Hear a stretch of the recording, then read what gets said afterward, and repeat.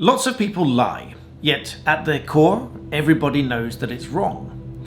Most people realize there's a victim when they lie, and yet many people choose to do it anyway. Research shows that the more people lie, the more they are likely to lie, and the more significant lies they are likely to tell. And so the balance between truth and lies is fundamental to all human interaction, and of course is at the very heart of the justice system. The court system is there to find the real truth and to eliminate lies or expose lies, mistruths, and at its very worst, fraud. Fraud is just another form of a lie, which can be understood to be a dishonest action which is intended to cause loss to another or for false benefit of the person committing the fraud, all of which is, of course, dishonest. And so therefore there is a wide range of separate offences which are considered to be dishonest offences. And these dishonesty offences are taken in a slightly different category than many other offences. For example, the offence of assault, whereby perhaps somebody gets punched in the face. There's nothing inherently dishonest about punching somebody in the face, but it's still wrong. However, perhaps as to when challenged as to why this person punched somebody in the face, the response ultimately will either be the truth or it will be false, some form of a lie. And this again is something that the court will need to pick through and determine the truth as against the lies.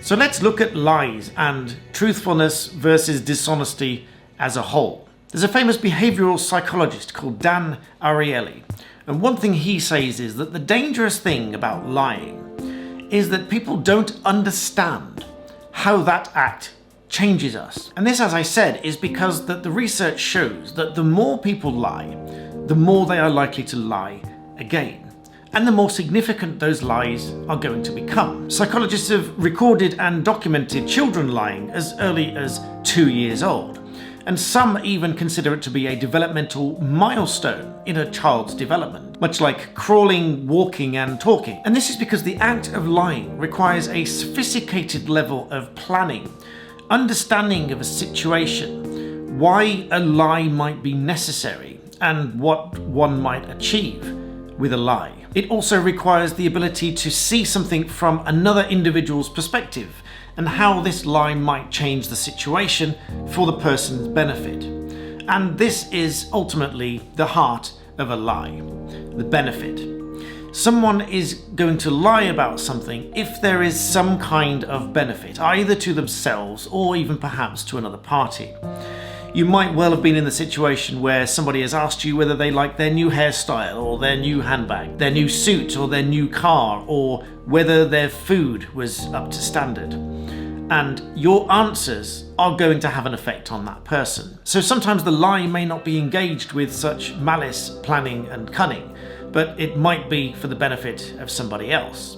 But the problem here is that a small lie can grow into a bigger lie, because research shows that the more lies a person tells, the easier they become to tell. Joshua Green, a cognitive neuroscientist at Harvard, said that for most people, lying takes a significant amount of work. He conducted a study where he gave participants the opportunity to deceive in return for monetary gain, but all the while monitoring them with an MRI machine. The machine was going to examine their brain whilst they were conducting this experiment and map the blood flow to various parts of the brain to examine what happens to a brain when someone is either telling the truth or being deceitful. Sure enough, different parts of the brain fired up when people were telling the truth or telling a lie, indicating that there was this decision process going on as to whether or not to tell the truth or whether or not to be deceitful in exchange for the monetary gain. The follow-up research suggested that for those people who had a more active reward centre of the brain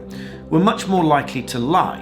In other words, there was a connection between the reward and being dishonest. But all the while, O'Reilly says, is that we are all our own judges of our own honesty. He also said that as a society, we need to understand that if we don't punish someone when they are lying, we are simply increasing the likelihood that it's going to happen again. This was backed up by a study in 2016 in the journal Natural Neuroscience. This showed that when people initially said something untrue, There was a flurry of activity in the amygdala. This is a crucial part of the brain that controls fear, anxiety, guilt, and essentially the fight and flight response. But the problem was that the more people would lie, this activity would decrease, particularly if they were given the opportunity of gaining something whilst deceiving someone else.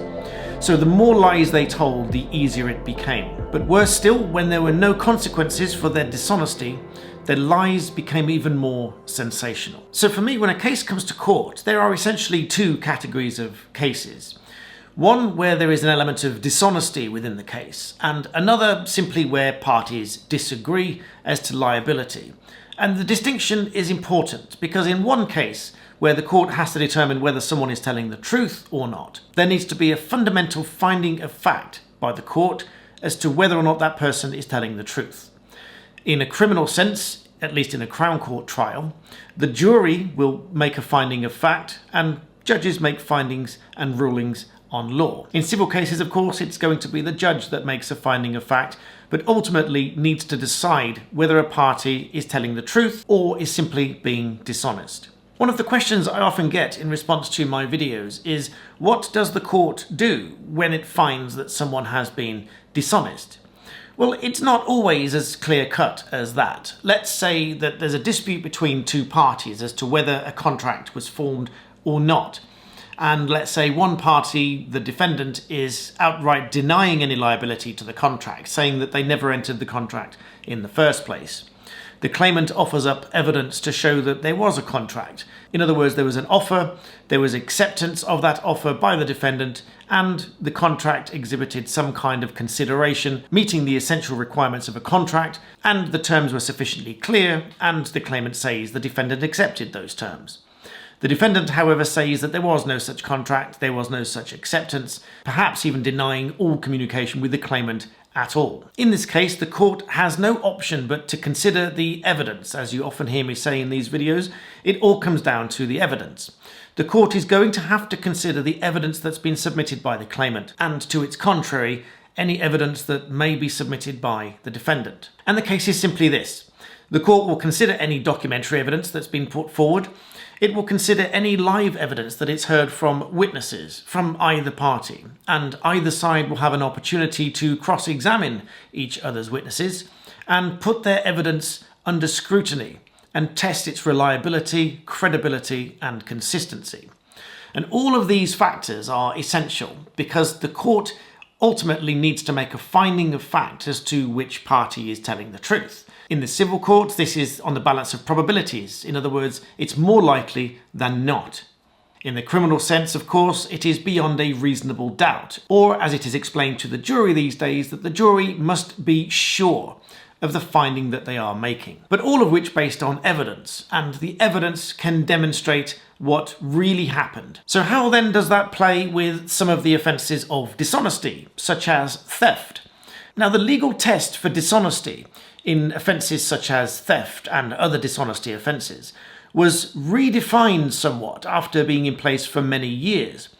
Initially, there was a test as to whether the defendant, him or herself, believed that those actions were honest, in addition to whether other members of society felt that those actions were dishonest. So after many years of being in place, that test, originally set in Crown against Ghosh in 1982, was somewhat redefined in the case of Ivy and Genting casinos in 2017. The Supreme Court ultimately said that there were serious problems with the test in Ghosh, in a jury determining whether or not the defendant felt that those actions were dishonest. The Supreme Court said that the law should not excuse those that make a mistake about the modern standards of honesty that as a society we should accept, and that the purpose of the criminal law was to set an acceptable standard of behaviour. So taking this in consideration with the studies, i.e.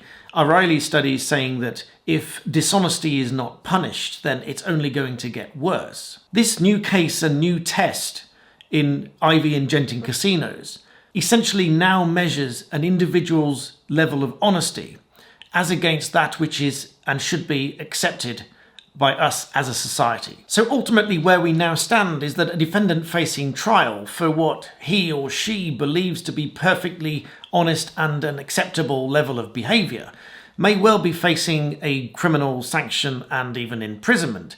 If a jury, by way of an objective, that is, an ordinary, reasonable member of society's point of view, considers that behaviour to be dishonest. So the next time you become frustrated with a child, friend, family member or acquaintance for being dishonest, perhaps you might remember this video and that you are actually doing them a favour by punishing that behaviour. Because ultimately, one lie really does lead to another, and a small lie leads to a bigger lie, to a bigger lie, and a bigger lie. And ultimately, that person now is going to be judged by the objective standards of society, irrespective of their own personal views on whether their actions are dishonest. So let me know in the comments if you think little white lies are acceptable, whether you've told any lies today, and whether there are any lies that you stand by, or whether perhaps this has made you reassess and reevaluate your own personal test for dishonesty. In the meantime, if you enjoy the content on my channel, please hit subscribe and the bell icon, because that tells YouTube that you like this content and you'd like to see it in your feed. And remember, stay humble and subscribe.